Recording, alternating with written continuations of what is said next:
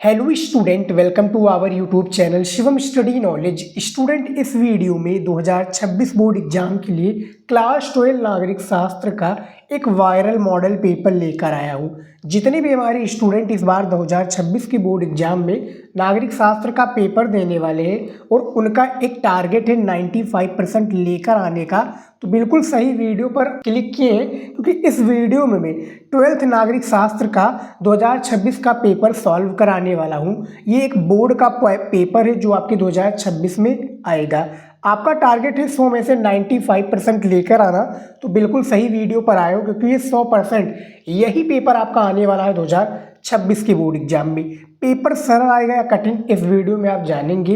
क्या आएगा पेपर में, कैसे तैयार करें पेपर और कैसे लिखे पेपर जो नागरिक शास्त्र का है, कैसे लिखना है, ये सारी चीज़ें इस वीडियो में मैं बताऊंगा। तो वीडियो बहुत ध्यानपूर्वक आप लोगों को देखना है, शुरू से लेकर लास्ट तक। यहाँ पर देखिए स्टूडेंट, पेपर कोड होता है 523 ZH। ये पेपर कोड होता है जो कि हर एक डिस्ट्रिक्ट में अपना अपना अलग अलग होता है। यहाँ पर अनुक्रमांक रहेगा 10 अंक का। यहाँ पर नाम होगा, जैसे कि मेरा नाम शिवम है तो मैं लिख देता हूँ। आप पेपर देने गए हैं तो आपको अपना नाम लिखना पड़ेगा। उसके बाद में नागरिक शास्त्र का ये पेपर है। समय आपको दिया जाएगा 3 घंटा 15 मिनट, यानी 3 घंटा पेपर को हल करने के लिए और 15 मिनट इस पेपर को अच्छे से पढ़ने के लिए दिया जाएगा।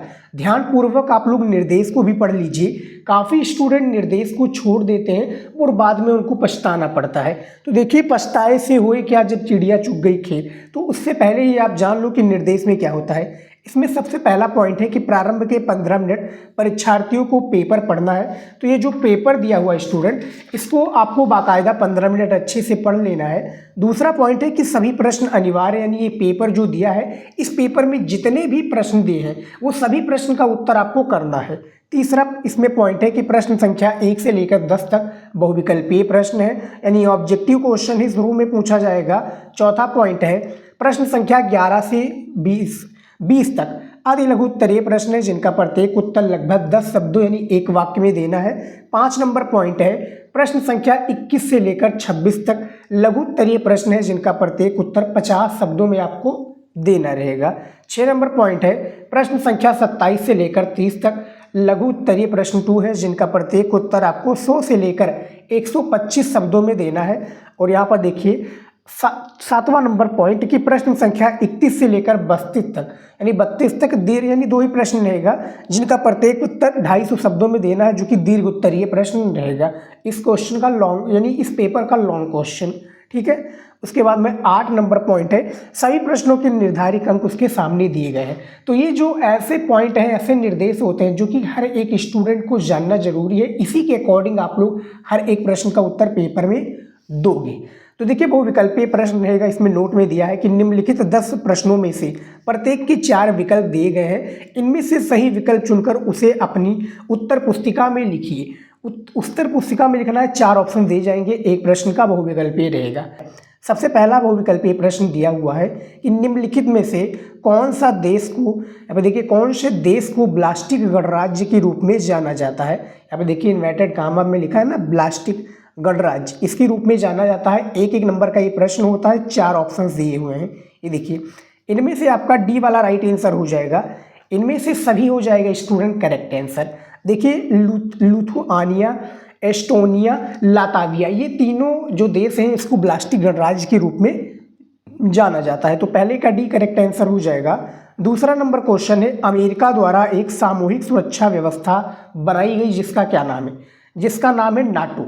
ये देखिए, नाटो में लगभग 30 देश हैं और इसका गठन कब हुआ, ये याद आप लोग याद रखिए, 4 अप्रैल 1949 का इसका गठन हुआ, ठीक है।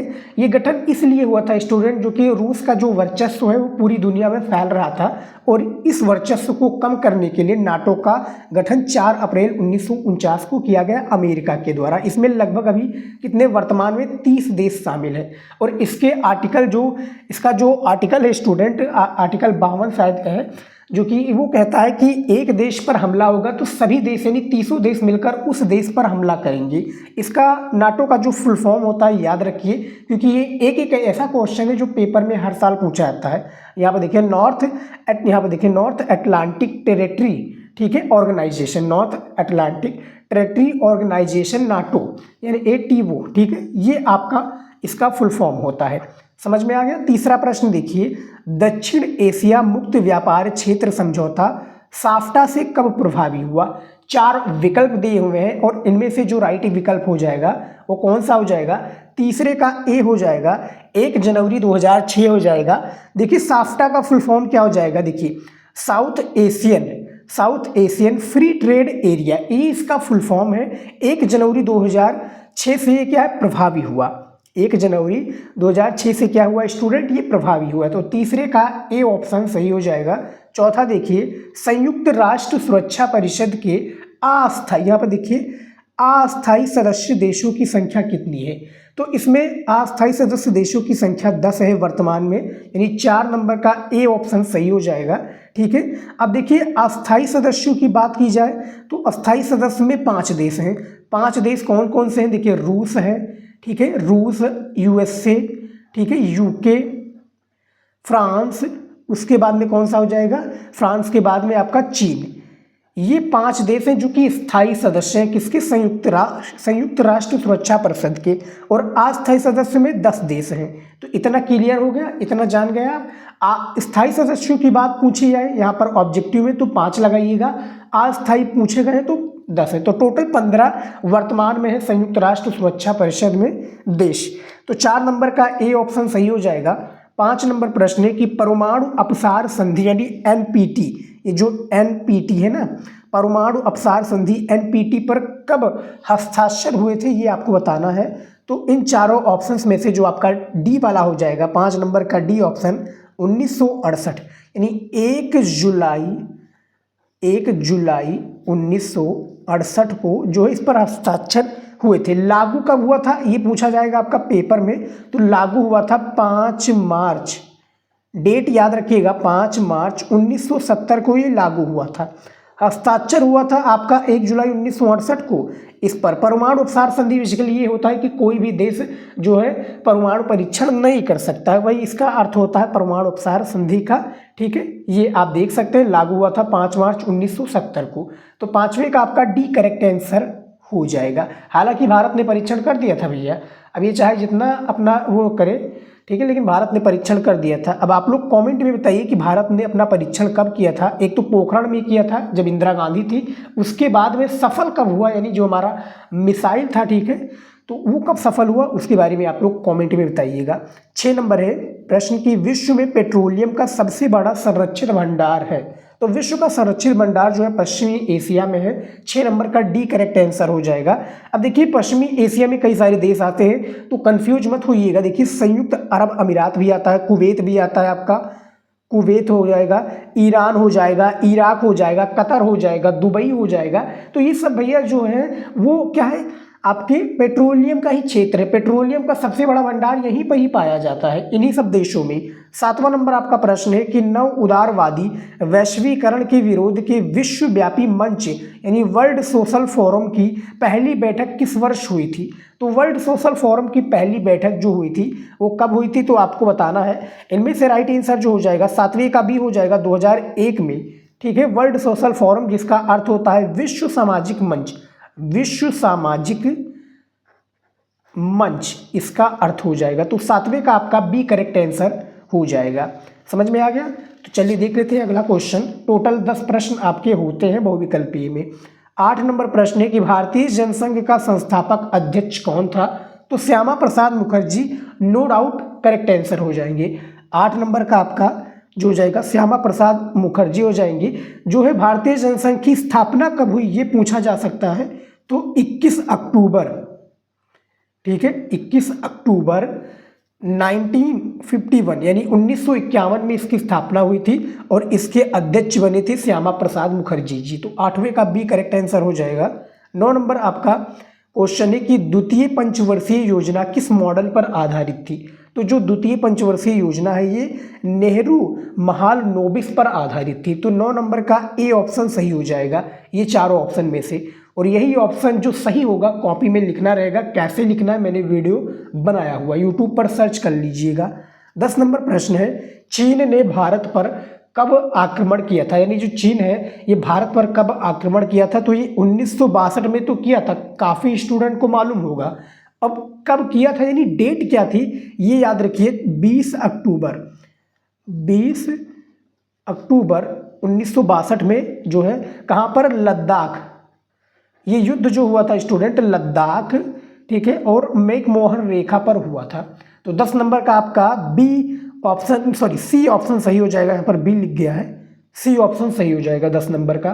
तो ये टोटल 10 आपके बहुविकल्पीय प्रश्न थे जो कि मैंने डीपली समझाने की कोशिश की है। जो प्रश्न आपका बार बार पूछा जाता है उस प्रश्न से रिलेटेड उसको भी मैंने बताया है। देख लेते हैं अति लघु उत्तरीय प्रश्न। इस प्रश्न की बात की जाए स्टूडेंट तो ये टोटल 10 प्रश्न आपके पूछे जाते हैं, क्योंकि आप लोगों ने देखा ही है इसमें निर्देश में दिया गया था कि 10 प्रश्न ये भी दिए जाते हैं। हर एक प्रश्न 2 नंबर का आपका होता है, अति लघु उत्तरीय प्रश्न। और इसका मैं आंसर आप लोगों को बताऊंगा ताकि आपको दिक्कत ना हो, ठीक है, लिखने के लिए, क्योंकि काफ़ी स्टूडेंट लिखते हैं उनका टाइम वेस्ट होता है। लिखना भी अच्छी बात है, ये नहीं कि लिखने से कोई आपका एक प्रकार से टाइम वेस्ट होगा या आप खाली बैठे रहोगे, तो ऐसा नहीं है। आप लोगों को लिखना चाहिए और इससे राइटिंग इंप्रूव होगी, अच्छी से राइटिंग इंप्रूव होगी।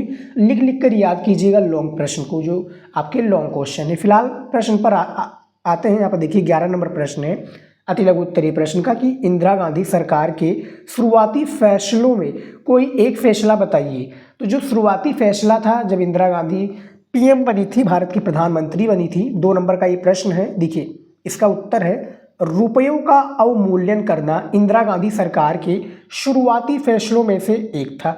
माना गया कि रुपयों का अवमूल्यन अमेरिका के दबाव में किया गया। पहले के समय में एक अमेरिकी डॉलर की कीमत 5 रुपये थी, जो अब बढ़कर 75 रुपये हो गई। जब इंदिरा गांधी की सरकार थी तब की बात हो रही है स्टूडेंट, यहाँ पर बाकायदा आप प्रश्न को एनालिसिस कर सकते हैं।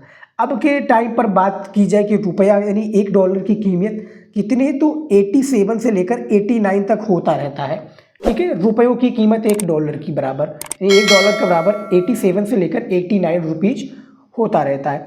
तो 11 नंबर प्रश्न का ये उत्तर है। आप लोग क्या है जूम करके या इसको लिख लीजिएगा या आप समझ सकते हैं, ऐसे समझ लीजिए, हमारी बातों को सुनिए, अच्छे से समझिए। 12 नंबर प्रश्न है किन 2 देशों ने ताशकंद समझौते पर हस्ताक्षर किए थे, ठीक है, साइन किया था। जो ताशकंद समझौता है ये कहाँ पर, ताशकंद में हुआ था। तो 12 नंबर का बी करेक्ट आंसर हो जाएगा। देखिए 12 नंबर का जो बी करेक्ट आंसर हो जाएगा कौन हो जाएगा, आप लोग बताइएगा। तो देखिए इसका उत्तर देखिए, भारतीय प्रधानमंत्री लाल बहादुर शास्त्री और पाकिस्तान जो कि पाकिस्तानी जनरल अयूब खान यानी प्रेसिडेंट थे वहाँ के, पाकिस्तानी जनरल अयूब खान ने 1966 में ताशकंद समझौते पर हस्ताक्षर किए थे। अब आप लोग बताइएगा कि ये प्रेसिडेंट थे जनरल अयूब खान या प्रधानमंत्री थे। तो देखिए कब हुआ था, 1966 में हुआ था, और उसी के बाद में लाल बहादुर शास्त्री जी का निधन हो गया था। तो 12 नंबर प्रश्न का ये राइट आंसर है। देखिए लाल बहादुर शास्त्री और जनरल अयूब खान के बाद बीच में 1966 में ताशकंद समझौते पर हस्ताक्षर किया गया था। 13 नंबर प्रश्न देखिए, मिश्रित अर्थव्यवस्था क्या है।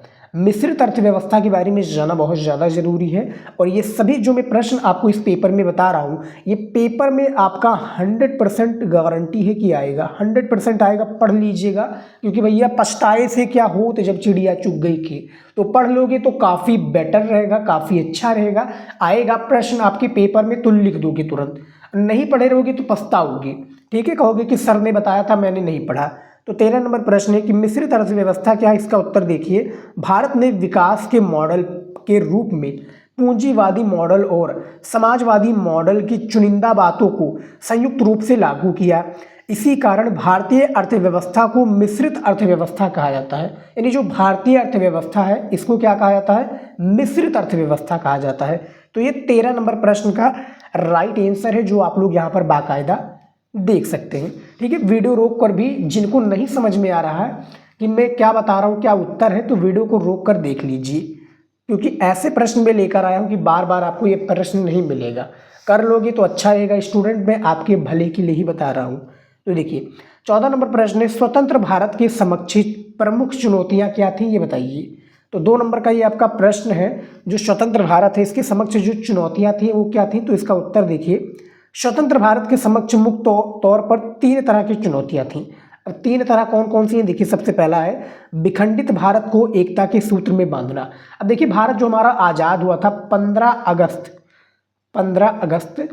1947 को हमारा भारत देश आज़ाद हुआ था, और इसमें जो सबसे बड़ी चुनौती थी वो विखंडित भारत को एकता के सूत्र में बांधना, यानी ठीक है जो हमारे 28 अभी वर्तमान में राज्य है उसको एक साथ जुट में करना, ठीक है, क्योंकि जो नॉर्थ ईस्ट है और जो साउथ ईस्ट है उसका अलग अलग लैंग्वेज है। हमारे इंडिया में प्रेजेंट टाइम में बात किया जाए तो 22 भाषाएँ हैं, ठीक है, तो उन सबको एक साथ अपने भारत में जोड़ना था, ठीक है, अपने इंडिया में जोड़ना था। दूसरा है लोकतंत्र की स्थापना करना। लोकतंत्र की स्थापना कब हुई स्टूडेंट? संविधान की स्थापना कब हुई ये आप लोग कमेंट में बताइएगा, क्योंकि बहुत ही इजी क्वेश्चन है, ठीक है। उसको हम रिपब्लिक के नाम से जानते हैं। रिपब्लिक डे क्या है? 26 जनवरी को मनाया जाता है। अभी कब लागू हुआ था कमेंट में बताइएगा। तीसरा है संपूर्ण समाज का विकास करना, ठीक है, जो संपूर्ण समाज है इसका विकास करना, उसको आगे बढ़ाना, ठीक है। तो ये सारी चीज़ें हैं जो कि 14 नंबर प्रश्न में बताई गई हैं। 15 नंबर प्रश्न देखिए यहाँ पे देखिए मैकडोनाल्डीकरण से आप क्या समझते हैं इसके बारे में बताइए। ये भी 2 नंबर का प्रश्न है। इसका उत्तर देखिए मैकडोनाल्डीकरण वह प्रक्रिया है जिसमें कोई राजनीतिक और आर्थिक रूप से, देखिए राजनीतिक और क्या है आर्थिक रूप से प्रभुत्वशाली संस्कृति कम ताकतवर, यहाँ पे देखिए संस्कृति कम ताकतवर समाजों पर अपना प्रभाव छोड़ती है और विश्व वैसा ही दिखाई देता है जैसा शक्तिशाली संस्कृति को इसे बनाना चाहती है। तो ये आपका इसके प्रश्न का उत्तर है, ठीक है। ज़्यादा बड़ी में हमें अति लघु उत्तरीय प्रश्न खासकर नागरिक शास्त्र में नहीं दे रहा है। अब आपका वो उसमें आ जाए अर्थशास्त्र में, तो उसमें भैया 50 शब्द का होता है, तो उसमें लिखना पड़ेगा। लेकिन यहाँ पर 2 नंबर दिया जाएगा क्योंकि इसके बाद में लघु उत्तरीय प्रश्न 1 आएगा, लघु उत्तरीय प्रश्न 2 आएगा, तो उसको भी करना है, फिर दीर्घ उत्तरीय आएगा। इसीलिए इसको जैसा कि बताया गया इसमें बाकायदा मैं आपको एक बार फिर से स्टूडेंट निर्देश को दिखा देता हूँ। इसमें बाकायदा ये देखिए बताया गया है कि जिसका प्रत्येक उत्तर 11 से 20 तक यानी 10 प्रश्न है, जिसका प्रत्येक उत्तर 10 शब्दों यानी एक वाक्य में देकर हटा देना है, ठीक है। तो आप कोशिश कीजिएगा एक वाक्य में लिखें। मैंने कॉपी वाली वीडियो में डिटेल से बताया, तो वो देख लीजिएगा। 16 नंबर प्रश्न देखिए साफ्टा से क्या अभिप्राय है। तो जो साफ्टा क्या है इसके बारे में जानिए। साफ्टा के बारे में बता दिया है south Asian free trade area, ठीक है, यही है। इसका उत्तर है साफ्टा से अभिप्राय दक्षिण एशिया मुक्त व्यापार क्षेत्र समझौता है। इस समझौते पर फरवरी 2004 में देखिए 12वीं यानी फरवरी कब था, कौन सी फरवरी में स्टूडेंट याद रखिएगा। फरवरी की यहाँ पर जब बात हो रही तो मैंने अभी आपको बताया है, ठीक है, 1 जनवरी 2006। तो यहाँ पर देखिए 1 जनवरी 2006 को एक प्रकार से ये क्या कब प्रभावी हुआ तो ये बताया गया। लेकिन 2004 में देखिए 12वें दक्षिण सम्मेलन में हस्ताक्षर किया गया था, ठीक है। और ये समझौता 1 जनवरी 2006 से प्रभावी हुआ, जैसा कि मैंने बहुविकल्पीय प्रश्न में आप सभी को बताया था। तो ये साफ्टा से अभिप्राय है, प्रश्न आपका पूछा गया था, इसका भी मैंने उत्तर दे दिया है। 17 नंबर प्रश्न देखिए अंतर्राष्ट्रीय संगठन होने के 2 लाभ बताइए। तो अंतर्राष्ट्रीय जो संगठन है इसका उत्तर देखिए अंतर्राष्ट्रीय संगठन होने के 2 लाभ निम्नवत है। सबसे पहला है ये अंतर्राष्ट्रीय चिंता के मुद्दों ब्रैकेट में देखिए जैसे पर्यावरण, महामारी, अंतर्राष्ट्रीय युद्ध एवं शांति आदि ब्रैकेट बंद पर चर्चा करने के लिए एक आम मंच प्रदान करता है। दूसरा है ये सहयोग के लिए सामान्य मानक, नियम तथा प्रक्रिया का निर्धारण करता है। तो अंतर्राष्ट्रीय संगठन के जो 2 लाभ थे यहाँ पर आप देख सकते हैं, वीडियो को रोक कर देख लीजिएगा, ठीक है। अब चलिए देख लेते हैं अगला प्रश्न क्या होता है स्टूडेंट। 18 नंबर प्रश्न है नेपाल में अप्रैल 2006 में हुए देशव्यापी लोकतंत्र समर्थन, देखिए समर्थक प्रदर्शनों का नेतृत्व किसने किया ये बताइएगा। अब अभी प्रेजेंट टाइम में मैं बात करूं, वर्तमान के समय में बात करूं, जो नेपाल में तख्ता पलट हो गया है, जो नेपाल की सरकार थी वो क्या है उन्होंने अपना इस्तीफा दे दिया। और जो जेनजी हैं, ठीक है, जो जेनजी हैं उन्होंने क्या प्रदर्शन कर दिए, ठीक है, नेपाल में सरकार को गिरा दिया है। तो वर्तमान की मैं बात कर रहा हूँ, लेकिन यहाँ पर प्रश्न पूछा गया 2006 में अप्रैल के लोकतंत्र समर्थक प्रदर्शनों के नेतृत्व किसने किया तो ये बताया गया। इसका उत्तर देखिए नेपाल में अप्रैल 2006 में हुए देशव्यापी लोकतंत्र समर्थक प्रदर्शनों का नेतृत्व 7 दलों के गठबंधन ब्रैकेट में देखिए 7 पार्टी, हम देखिए 7 पार्टी अलायंस, फिर माओवादी तथा सामाजिक कार्यकर्ताओं ने किया। मोटे तौर पर ये प्रदर्शन अहिंसक रहे। मोटे तौर पर जो अभी भी प्रेजेंट टाइम में देखा जाए तो प्रदर्शन जो जेंजी हैं, जो प्रदर्शनकारी हैं, उन्होंने क्या है, संसद को जला दिया, कई कार्यालय को जला दिया, और सरकार है उनको भी ये पीटती है रोडों पर। तो ये सारी चीज़ें हुई हैं जो कि 18 नंबर प्रश्न में है। ये 2006 की बात हो रही है, लेकिन ऐसा ही प्रश्न आएगा तो बनाकर लिख दीजिएगा। जिनको नहीं आता है बनाकर लिख दीजिए, लेकिन जिनको आता है वो पूरा प्रश्न का उत्तर देंगे बाकायदा। 19 नंबर प्रश्न देखिए, अंतर्राष्ट्रीय स्तर पर काम करने वाली किन्हीं 2 गैर सरकारी संगठनों के नाम लिखिए। 2 नंबर का प्रश्न है। उत्तर है, सबसे पहला है विश्व स्वास्थ्य संगठन, WHO, वर्ल्ड हेल्थ ऑर्गेनाइजेशन। ठीक है, इसकी स्थापना कब हुई थी स्टूडेंट? 1945 में हुई थी, और इसका मुख्यालय जिनेवा स्विट्जरलैंड में है। वर्ल्ड हेल्थ ऑर्गेनाइजेशन, विश्व स्वास्थ्य संगठन। दूसरा है अंतर्राष्ट्रीय मुद्रा कोष। अंतर्राष्ट्रीय मुद्रा कोष यानी ये लोन प्रोवाइड कराती है IMF, international money fund. Pakistan भैया इससे सबसे ज़्यादा जो एक प्रकार से है लोन लेता है। तो ये 2 हैं जो कि गैर सरकारी संगठनों के नाम हैं, जो कि यहाँ पर आप देख सकते हैं। 20 नंबर प्रश्न है, सोवियत राजनीतिक प्रणाली की धुरी कौन सी पार्टी थी? तो इसका उत्तर है, सोवियत राजनीतिक प्रणाली की धुरी कम्युनिस्ट पार्टी थी। इसमें किसी अन्य राजनीतिक दल या विपक्ष, जो राजनीतिक दल या विपक्ष के लिए जगह नहीं थी। अर्थव्यवस्था योजनाबद्ध और राज्य के नियंत्रण में थी। तो ये आप इस प्रश्न का उत्तर देख सकते हैं। अब आप लोगों के लिए एक और क्वेश्चन है, क्योंकि मैंने बताया है बहुविकल्पीय प्रश्न में, ऑब्जेक्टिव क्वेश्चन में खासकर आप लोग ये बताइए कि जो सोवियत संघ का विघटन है, सोवियत संघ का विघटन कब हुआ? ठीक है, और उस समय के जो राष्ट्रपति थे सोवियत संघ के, वो कौन थे? कमेंट में बताइएगा। अब ये जान लीजिए कि 1991 में हुआ था।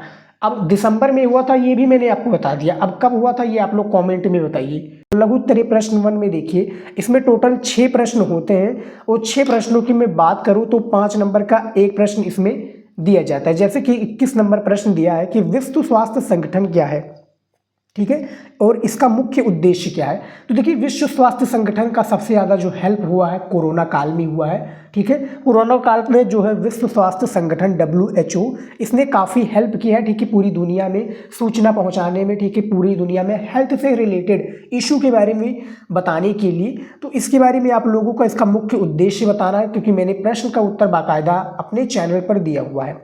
22 नंबर प्रश्न है, भारत चीन संबंधों में तनाव के मुख्य बिंदु क्या क्या रहे हैं? इसके बारे में आप लोग बताइए। तो भारत चीन के संबंधों में क्या तनाव के बिंदु रहे? और अभी देखा जाए मोदी जी ने दौरा किया है चीन का। ठीक है, तो संबंध काफ़ी अच्छे हो गए हैं। ब्रिक्स का जो सम्मेलन था, ठीक है, ब्रिक्स का जो सम्मेलन था उसमें भी जो है काफ़ी सारी चीज़ें सुधार हुई हैं। ब्रिक्स यानी Britain, Russia, India, China, south Africa, ये 5 देश वर्तमान में थे, अभी कोई और देश शामिल हो गया है। और इसी का जो सम्मेलन था, तो जो है व्लादिमीर पुतिन और जो इंडिया के प्रधानमंत्री और चाइना के जो है शी जिनपिंग, इन्होंने क्या है मुलाकात की थी। ठीक है, तो ये सब चीज़ें आप लोगों को पता रहनी चाहिए। तो भारत चीन संबंधों के तनाव में मुख्य बिंदु क्या क्या रहे ये आप जान जाइए। 23 नंबर प्रश्न देखिए, आज़ाद हिंदुस्तान का जन्म कैसी परिस्थितियों में हुई? अब देखिए, आज़ाद हिंदुस्तान आप इसलिए कह सकते हैं क्योंकि 1947 में आज़ाद हुआ। अब इसका जन्म कैसे कैसी परिस्थितियों में हुआ, किसका बलिदान गया? देखिए, भगत सिंह जैसे वीर पुरुष का जो है बलिदान गया, काफ़ी सारे लोगों का बलिदान गया। तो ये सब चीज़ों के बारे में आपको बताना है। इसका मैंने उत्तर दिया हुआ है अपने चैनल पर, आप सर्च करोगे प्रश्न, ठीक है, पीछे आप शिवम स्टडी नॉलेज लगा दोगे, जैसे कि आपने ये प्रश्न को सर्च किया। अब यूट्यूब पर सर्च करने के बाद में शिवम स्टडी नॉलेज लिख दोगे, जो भी वीडियो में प्रश्न का उत्तर होगा वो मिल जाएगा आपको। 24 नंबर प्रश्न देखिए, भारत की परमाणु नीति क्या है ये बताइए। तो भारत की परमाणु नीति के बारे में आपको बाकायदा बताना है कि परमाणु नीति क्या है, परमाणु परीक्षण कब हुआ, ये सब चीज़ें आपके पेपर में पूछी जाएंगी। 25 नंबर प्रश्न है कि टिप्पणी लिखिए योजना आयोग। देखिए, योजना आयोग के बारे में आपको टिप्पणी लिखना है, डिटेल से लिखना है, क्योंकि 50 शब्दों में इसका आंसर देना रहेगा। तो इसके बारे में भी आप लोग देख सकते हैं, 5-5 नंबर का ये प्रश्न होता है। 26 नंबर प्रश्न है कि पाकिस्तान में लोकतंत्र की स्थायी स्थापना में बाधक कारणों का उल्लेख कीजिए। तो जो पाकिस्तान में लोकतंत्र की स्थायी जो स्थापना है, इसके हमें क्या करना है, कारणों का उल्लेख करना है स्टूडेंट। तो ये प्रश्न आपका पूछा गया है, लघु उत्तरीय प्रश्न 1 में। तो ये सभी का आंसर आप लोगों को कहाँ पर मिलेगा ये भी मैं बता देता हूँ आपकी बुक में। और अब तो क्वेश्चन बैंक भी नया आ गया होगा, तो क्वेश्चन बैंक भी आप लोग ले लीजिएगा, क्योंकि उसी से पढ़ाई अच्छे से कंप्लीट कराई जाएगी और आपको एक अच्छा स्कोर दिलाया जाएगा 95% का। तो अच्छे से आप लोग जो है पेपर और बुक में देख लीजिएगा और इस प्रश्नों को पढ़ लीजिएगा, लिखकर तैयार कर लीजिएगा। अब आ चुका है लघु उत्तरीय प्रश्न 2। इसमें बात करूँ तो टोटल 4 प्रश्न होते हैं, हर एक प्रश्न आपका 6 नंबर का पूछा जाता है इसमें। अब देखिए जैसे 27 नंबर प्रश्न पूछा गया है कि आपातकाल की घोषणा के बाद शासन व्यवस्था में क्या परिवर्तन आया। तो सबसे पहले मैं बता दूं आपातकाल की घोषणा हुई थी 25 जून 1975 को स्टूडेंट इसकी घोषणा हुई थी। और अनुच्छेद 52 के तहत, ये देखिए अनुच्छेद 52 के तहत उस समय के जो राष्ट्रपति थे भारत के, फरुखदीन अली अहमद ने जो है आपातकाल की घोषणा की थी। ठीक है, उस समय के जो हमारी भारत की प्रधानमंत्री थी इंदिरा गांधी जी थे, उन्होंने ये जो है फरुखदीन अली अहमद से कहकर आपातकाल की घोषणा करने को कहा था। तो ये घोषणा हो गई थी। इसके बारे में आपको क्या परिवर्तन आए, ठीक है, 2 साल, लगभग 2 साल तक ये जो है चला था, 2 साल 11 महीने तक शायद चला था। कमेंट में बताइएगा क्या मैं सही हूँ। ठीक है, ये जो आपातकाल है और उस बीच में क्या परिवर्तन आए ये बताना है। 6 नंबर के प्रश्न में आपको दिया जाएगा, तो 6 नंबर इंपॉर्टेंट होता है, तैयार कर लीजिएगा। 28 नंबर प्रश्न है 1989 लिखे कि बाद की अवधि में अवधि में भारतीय राजनीति में मुख्य मुद्दे क्या रहे हैं। इन मुद्दों से राजनीतिक दलों के आपसी जुड़ाव के क्या रूप सामने आए हैं, तो इसके बारे में बताना है। ठीक है, थोड़ा बड़ा आपको प्रश्न लग रहा होगा लेकिन ऐसा नहीं है। इसका जब आंसर दोगे तो 100 से शब्दों में देना है। ठीक है, लगभग 1 पेज से 4-5 लाइनें छोड़ दीजिएगा। ठीक है, तो आप लोगों को नहीं क्लियर समझ में आ रहा तो अभी भी मैं कह रहा हूँ स्टूडेंट, नागरिक शास्त्र की कॉपी कैसे लिखे सर्च कर लीजिएगा यूट्यूब पर। 29 नंबर प्रश्न है कांग्रेस के प्रभुत्व की प्रकृति का वर्णन कीजिए। तो जो कांग्रेस का प्रभुत्व रहा, देखिए कांग्रेस का प्रभुत्व काफ़ी वर्चस्व रहा, क्योंकि भारत के पहले प्रधानमंत्री जो है कौन है, पहले प्रधानमंत्री कौन थे, डॉक्टर जो है एक प्रकार से जवाहरलाल नेहरू जी। ठीक है, जवाहरलाल नेहरू जी थे, और उसके बाद में इंदिरा गांधी जी, फिर उसके बाद में सोनिया गांधी, फिर उनके बेटे राजीव गांधी इंदिरा गांधी जी के, फिर ऐसे ऐसे क्या है प्रक्रियाएं चलती रही। तो काफ़ी बड़ा वर्चस्व था। 6 नंबर का ये भी प्रश्न है। 30 नंबर प्रश्न देखिए आपातकाल की घोषणा के बाद शासन व्यवस्था में क्या परिवर्तन आए। तो यहाँ पर देखिए स्टूडेंट 2 प्रश्न आ गया है, लेकिन इसके जगह पर एक और प्रश्न कर लीजिएगा, जैसे कि नातेदारी क्या है। इस तरह से प्रश्न भी आपका आ सकता है। हालांकि ये प्रश्न ज़्यादातर भूगोल में आता है, लेकिन इसमें भी पूछे जा सकते हैं परिवार क्या होता है। ठीक है, या आप ये प्रश्न एक और ऐड कर लीजिएगा कि सोवियत संघ का विघटन कैसे हुआ, इसके बारे में बताइए। ठीक है, तो इस प्रश्न की जगह पर 30 नंबर प्रश्न की जगह पर आप लोग कर लीजिएगा, क्योंकि ये कंप्यूटर का थोड़ा ग्लिच हो गया स्टूडेंट। ठीक है, देखा रही गया, 2 प्रश्न आ गया, तो ये सब प्रश्न को आप कर लीजिएगा। अब आ चुका है दीर्घ उत्तरीय प्रश्न। यहाँ पर देखिए दीर्घ उत्तरीय प्रश्न पूछा गया है। पेपर में 2 ही प्रश्न पूछा जाता है, निर्देश में भी आप लोगों ने देखा ही है स्टूडेंट। अब देखिए 21 नंबर प्रश्न इसमें दिया है कि शाक थेरेपी क्या है, इसके क्या परिणाम हुए। तो देखिए शाक थेरेपी क्या है इसके बारे में आपको बताना है, इसका परिणाम क्या हुआ। ठीक है, ये भी आपको बता देना है। अथवा करके इसमें प्रश्न दिया हुआ है कि स्वतंत्रता के पश्चात भारत की प्रमुख चुनौतियां क्या थी, उनमें से किन्हीं 2 चुनौतियों के समाधान के लिए क्या उपाय किए गए, ये भी आप सभी को बताना है। तो स्वतंत्रता के पश्चात की यहाँ पर बात की जा रही है। अब ये 4 नंबर यानी 8 नंबर का एक प्रश्न आपका होगा दीर्घ उत्तरीय में। शाक थेरेपी क्या थी, इसके लिए 4 नंबर, और इसके क्या परिणाम हुए जब आप बताओगे तब आपको 4 नंबर दिया जाएगा। 250 शब्दों में हालांकि इस प्रश्न का उत्तर आप लोगों को देना है, एक प्रश्न का उत्तर दीर्घ उत्तरीय का। ठीक है, अब ये 2 प्रश्न है, दोनों में से किसी एक प्रश्न को आप कर सकते हैं। जैसे कि 32 नंबर प्रश्न देखिए कि मंडल आयोग का सविस्तार वर्णन कीजिए। तो मंडल आयोग का आपको सविस्तार वर्णन करना है।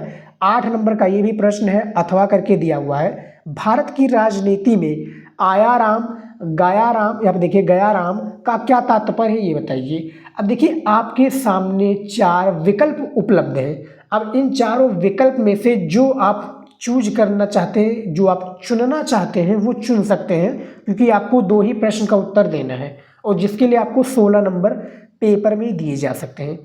ठीक है, तो ये सभी प्रश्नों को हालांकि तैयार कर लीजिएगा, अभी आपका एग्जाम नहीं है तो तैयार कर लीजिए, टाइम अभी आपके पास है ठीक है, टाइम आपके पास में भी मौजूद है, तो पढ़ लीजिएगा अच्छे से, क्योंकि आपको और भी सब्जेक्ट देखना है।